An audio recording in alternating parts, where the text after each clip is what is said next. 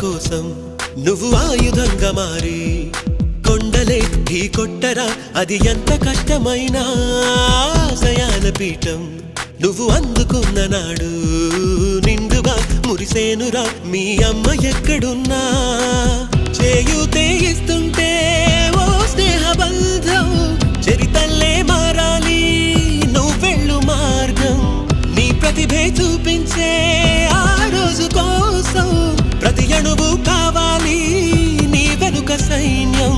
లేరా అడుగేరా ఆ శిఖరం చేరా,